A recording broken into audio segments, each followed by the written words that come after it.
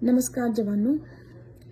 आज फिर से आना हुआ। दरअसल दो कहानियों को मैं फॉलो कर रही हूँ और आपके साथ इन दोनों कहानियों के बारे में बातचीत करने आई हूँ। पहला जो है, दोनों कहानियाँ रिलेटेड हैं, लेकिन पहली कहानी जो है ऑनलाइन मैगज़ीन द वायर में पब्लिश हुई थी और एक हफ्ते पहले पब्लिश हुई, जिसके अनुसार आर्टिकल में लिखा गया है कि भारत सरकार ने सीनियर एक्स सर्विसमैन ऑफिसर्स के मुंह पर फेविकोल डाल के उन्हें चुप करा दिया है, अर्थात उन्हें धमकी दी है, जिसकी वजह से सब चुप्पी साधे हैं।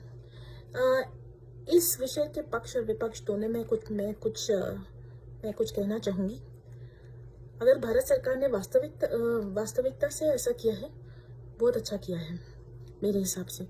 जैसा कि आप जानते हैं कि मैंने जितने भी ये टीवी स्टूडियो टॉमी हैं, तिरछी टोपी वाले कर्नल, ब्रिगेडियर जनरल हैं, मुच्छर जनरल हैं, इन सब के खिलाफ मैंने कैंपेन चलाया है और काफ़ी हद तक ये कैंपेन सक्सेसफुल भी रहा है।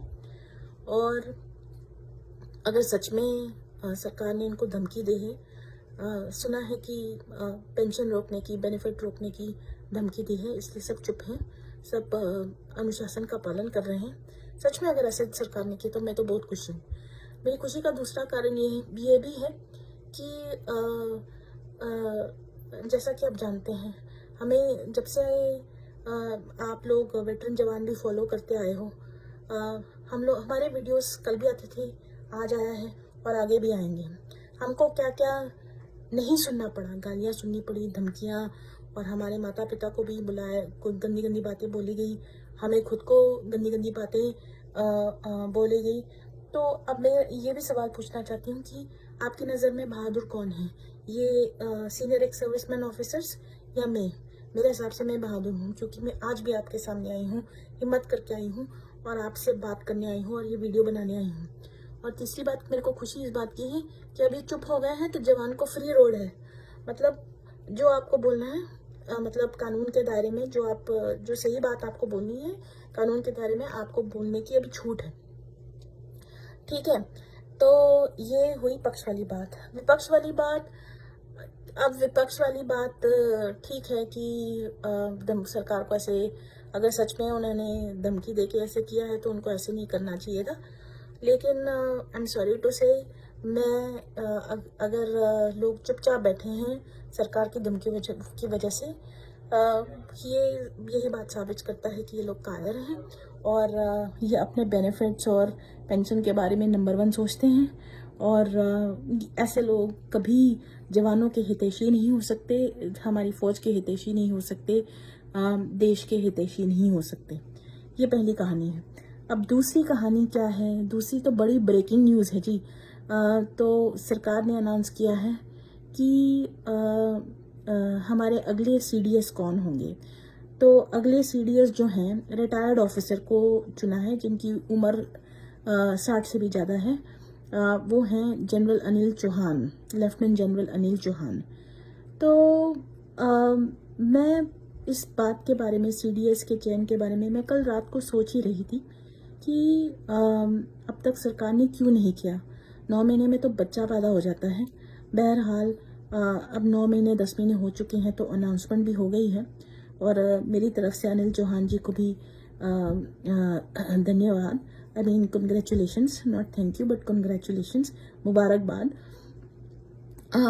लेकिन मुझे बड़े इस चयन पे भी मुझे काफ़ी सवाल है मेरे मन में। पहली बार इन्होंने एक रिटायर्ड ऑफिसर को क्यों चुना? मेरे हिसाब से it is very poor commentary. ये बहुत ही मेरे हिसाब से बुरी बात है कि सरकार को एक रिटायर्ड ऑफिसर को वापस फौज में लाना पड़ा। क्या कहता है ये सर्विंग सीनियर ऑफिसर्स की कैपेबिलिटी के बारे में? क्या कहता है ये? इसका मतलब सरकार मानती है कि जो सीनियर ऑफिसर हैं, सेना के तीनों के अंगों के सीनियर ऑफिसर, उनमें कुछ कमी है, वे लायक नहीं थे सीडीएस पोस्ट के, कि उनको एक रिटायर्ड ऑफिसर को इस पोस्ट पे बहाल करने के लिए फिर से लाना पड़ा। That is point number 1।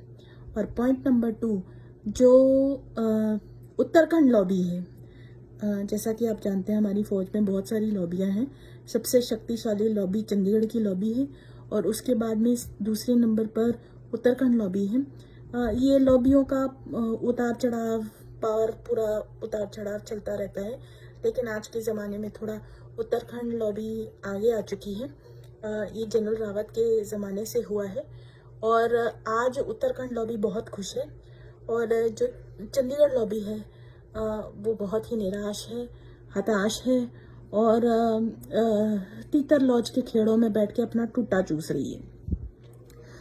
अच्छा, अगला प्रश्न ये है कि जब अनाउंसमेंट आया, और ये पहली कहानी से जुड़ा हुआ है, सब कोई रिएक्शन नहीं है online. There is no reaction from anybody, no senior officer, ESM, nobody has responded. मतलब पूरा इनको कहानी बताई गई थी, सरकार ने पहले से ही मैसेज भेज दिया होगा कि मुँह नहीं खोलना, हम ऐसा करने जा रहे हैं। और ये व्हाट्सएप पे तो घमासान हो रहा है इसके ऊपर डिस्कशन, बट सोशल मीडिया पे कोई अभी तक डिस्कशन नहीं हो रहा है। अच्छा, आखिरी सवाल ये है कि क्या अनिल चौहान जी, जनरल अनिल चौहान, जो कि हमारे CDS महोदय हैं, क्या वे जनरल रावत के रिफॉर्म्स को आगे बढ़ाएंगे? आज मुझे जनरल रावत की बहुत याद आ रही है और आगे मैं अगले कार्यक्रम जो आने वाले हैं उनमें आपको बताऊंगी क्यों। लेकिन ये पहला सवाल है उनके लिए।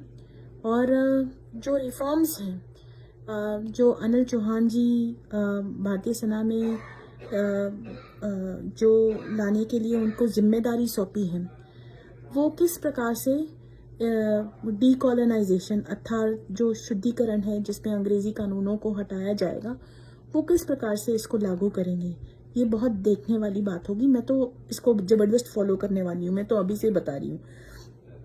और मैं चाहूँगी कि जनरल अनिल चौहान हमारे वेटरन जवान के जो उस और सबका सैनिक संघर्ष कमेटी के जो लोग हैं उन्हें इंटरव्यू का मौका दें और जवानों को, खासकर ESM जवानों से रिलेशनशिप बनाने का प्रयास करें। ये मेरी ऐसी एक इच्छा है। और आने वाला समय बहुत इंटरेस्टिंग होगा, मेरे लिए तो बहुत मज़ेदार होगा। और मैं धीरे धीरे फॉर्म में आऊँगी और जैसे जैसे खबरें आती जाएगी आपके साथ में शेयर करती जाऊँगी। लेकिन ये बहुत अच्छा डेवलपमेंट है और इसके ऊपर आपसे आगे भी बात होती जाएगी। आज के लिए बस इतना ही। धन्यवाद। Thank you.